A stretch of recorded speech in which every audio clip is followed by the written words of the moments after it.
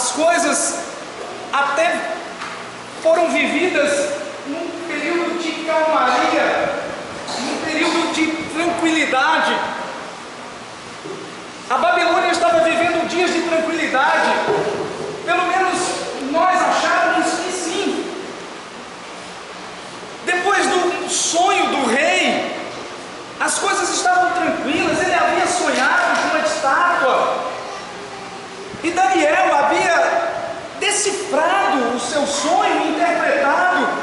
Achávamos que agora o reino estava em perfeita paz. Um belo dia, Nabucodonosor então lança uma convocação. Ele havia levantado, erguido uma imagem de cerca de 27 metros e 2,70 metros de largura. Era uma grande imagem, era uma grande estátua. Parece que o mais significativo nisso não era a altura e a dimensão daquela estátua, mas sim um decreto que ele determina a partir daquele dia. E para isso ele disse que todos os prefeitos das províncias, das cidades, conselheiros, tesoureiros, enfim, todos deveriam se reunir, e assim que se tocasse cítara, flauta, gaita de fole, saltério, toda sorte de música, todos de toda tribo, língua e nação, todos deveriam se juntar, dobrar os seus joelhos e adorar aquela imagem que ele havia levantado. Eu não sei, talvez ele tenha sido motivado pelo sonho que ele teve, não sei. Na verdade, não cabia a mim dizer qualquer coisa, era ordem real, e assim foi anunciado, e todos foram ali reunidos, e a música tocou, e todos que estavam ali, inclusive governantes, prefeitos das províncias, sátrapas, tesoureiros, e a música tocou e eles dobraram seus joelhos e adoraram aquela imagem. Será que se fosse hoje, e por isso eu trouxe essa ideia para vocês hoje, será que se hoje acontecesse um decreto, será que se hoje se dissesse a todos nós, ei, está ordenado agora que todos devem adorar a uma imagem que um soberano mundial levantou? Será que você dobraria os seus joelhos? Será que você se prostraria à imagem então erigida para adoração? Será que você dobraria os seus joelhos e aclamaria essa tal imagem?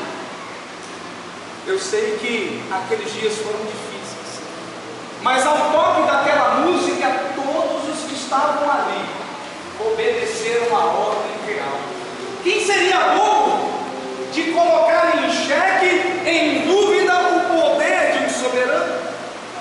Você? Eu? Não. Mas a verdade é que alguém ali naquele meio, logo de súbito, trouxe a informação: ó rei, tu vives para sempre. Há alguns homens que tu mesmo escolheste para administrar as coisas da Babilônia.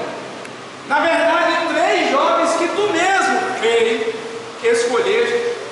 Eles nem dão conta de obedecer às tuas orientações, nem adoram os teus deuses, rei, e tampouco se prostram a essa imagem que tu levantaste. Como se fosse hoje, talvez a gente precise pensar que aonde há pessoas, sempre há alguém incomodado com a maneira como nós nos comportamos diante do Deus a quem servimos, não é verdade? Há sempre alguém de olho para analisar como somos, como agimos, ou mesmo como servimos ou adoramos a Deus. Prontamente, o rei se viu contrariado em sua ordem. Prontamente o rei, contrariado em seu decreto, agora ordena que se chame esses jovens, esses então hebreus que foram colocados em dúvida em seu comportamento. A minha missão nisso tudo não estava a trazer a vocês esse recado, mas tão prontamente obedecer a ordem real. Corri, e aquela carreira eu fui pensando comigo mesmo: quero ver como esses jovens vão reagir. Quero ver se esses jovens serão ousados ao ponto de fato, manterem-se fiéis a esse compromisso que dizem ter com o seu Deus. Eu fui pensando: vou obedecer o rei, mas quero ver se esses tais hebreus são capazes de manterem-se firmes, porque no decreto real havia uma pena para que todo aquele que não se prostrasse à imagem fosse prontamente lançado na fornalha de fogo ardente. Eu queria ver o que ia acontecer. Eu queria ver, pois eu aprendi desde pequeno a servir aos deuses do meu rei. Os deuses dele eram os meus deuses. As imagens dele eram as imagens que deveria eu adorar. Eu sei. Eu não fui só por obediência real. Eu queria ver, de fato, se alguém seria capaz de contrariar o rei. Chamei-os e trouxe aqueles jovens que eram conhecidos ali na Babilônia como Sadraque, Mesaque e Abdenego. Aquela viagem de volta foi tão rápida. Os apresentei e eles calmamente se portaram diante do rei. Eu tremia sempre diante do rei, mas aqueles homens estavam impassíveis e pareciam jovens. Pensava eu que eles tremeriam, pensava eu que eles se amedrontariam e esboçariam alguma intenção de fuga. Não, eles foram. Será que nós iríamos? Será que vocês iriam? Será que vocês obedeceriam? Só sei dizer a vocês que, como hebreus que eram, Sadraque, Mesaque e Abdenego, na verdade, não se chamavam assim. Eles ganharam estes nomes para que, de uma maneira ou de outra, aquele povo a quem eu pertencia tivéssemos o poder de mudar a identidade, mudar a personalidade, mudar a adoração daqueles povos. Isso incluía os hebreus. Ananias, Misael e Azarias. Eram estes os nomes daqueles jovens. Foi por um decreto também, talvez por uma ordem real, que os nomes dos hebreus eram mudados.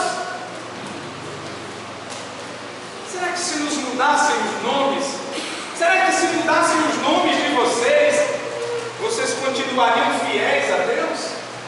Será que se mudassem o lar de vocês?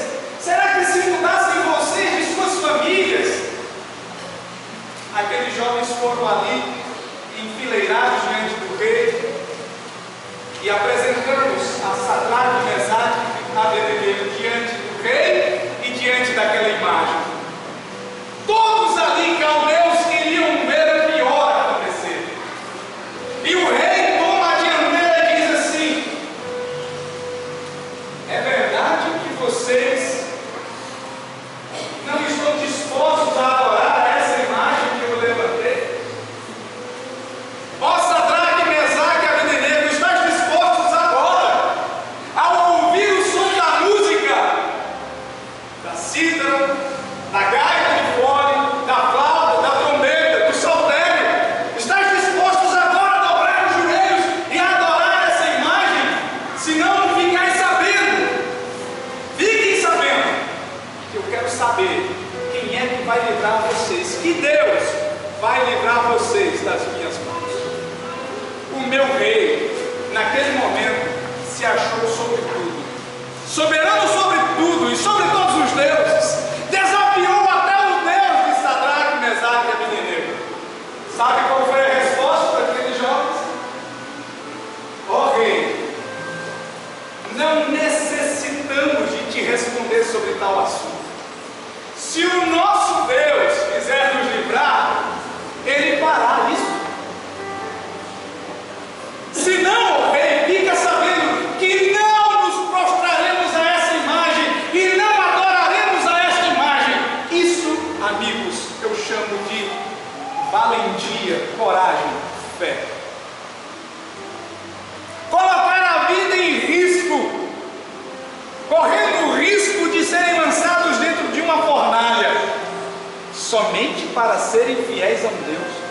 Eu tinha tantos, eu servia a tantos deuses, e eu não me colocaria à disposição de arriscar meu pescoço por um Deus. Eles puseram sua vida em risco. O rei, então, furioso, de maneira instantânea, deu uma ordem. Ele ficou transfigurado. Ódio! Como 3 jovens seriam capazes de não se dobrar a uma ordem real? Como? A ordem dele é instantânea. Aqueçam 7 vezes mais a fornalha. E pegou os melhores, os mais valorosos dos seus soldados e disse: amarrem esses jovens. E eles foram então prontamente amarrados com suas túnicas, com suas capas, com seus chapéus, com seus mantos, com todas as peças de roupa. E para que vocês tenham uma ideia, aquele dia, como dizem vocês, a chapa esquentou. Esquentou de uma maneira tal que os soldados que lançaram aqueles jovens amarrados dentro daquela fornalha, eles foram mortos. Quão quente estava aquele lugar. Eu fiquei arrepiado de ver aquilo. O rei foi capaz de abrir mão dos seus próprios soldados, os melhores, os valorosos, somente para não ser contrariado. Parece que os deuses deste mundo não aceitam contrariedade. Parece-me que é assim. E talvez por isso que vocês que se chamam povo de Deus estejam tão folgados com essa adoração que dão a esse Deus. Contrariam ele todo o tempo. Modificam a maneira de adorá-lo, de servi-lo. Aqueles jovens, mesmo amarrados e lançados à vida, não mudaram a opinião, não mudaram o compromisso, não mudaram o desejo, não mudaram. Por que temos mudado tanto? Por que mudamos a cada vento? Por que mudamos a cada minuto? Por que não continuamos a servir ao Deus de Sadraque, Mesaque e Abdenego? Olha, eles foram lançados ali. E como eu disse, os que os lançaram foram mortos. De súbito o rei levanta-se. Ele mal havia sentado. E espantado, ele chama os conselheiros: venham cá, não lançamos 3 jovens ali amarrados? E eles confirmaram: sim, ó rei, lançamos 3 jovens. Por que perguntas? Porque agora é possível ver 4 homens, e a aparência do quarto é do Filho dos Deuses, e eles não estão amarrados, eles estão caminhando pelo fogo, atacados foram lançados, mas eles passeiam pelo fogo. Vocês sabem o que é isso? Vocês imaginam o que foi isso? Um rei contrariado em seu decreto. Um rei estupefato diante de algo que ele nunca tinha visto. Homens lançados de uma fornalha e não se queimam.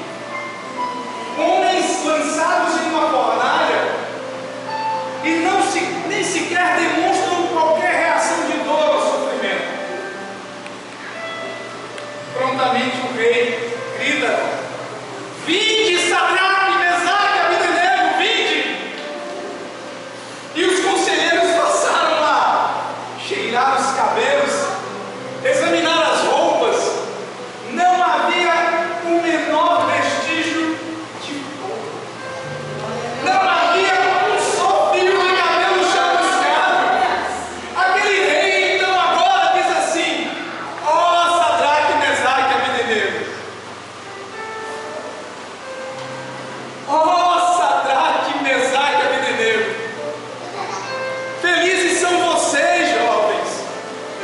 vocês bateram o pé e não me desobedeceram, somente para serem fiéis a esse Deus que vocês dizem servir.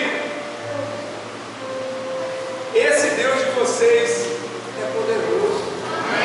E ele então diz assim: agora um outro decreto eu vou determinar: toda língua, toda raça, toda nação e qualquer um dentre estes povos que falar qualquer blasfêmia contra o Deus de Sadraque, Mesaque e Abednego, que seja então despedaçado e a sua casa transformada em monturo, porque não há outro Deus. Palavras do rei.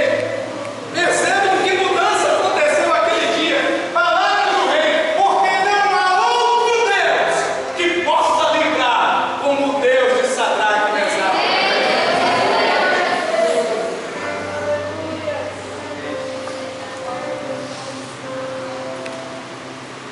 Esse acontecimento mudou a minha vida.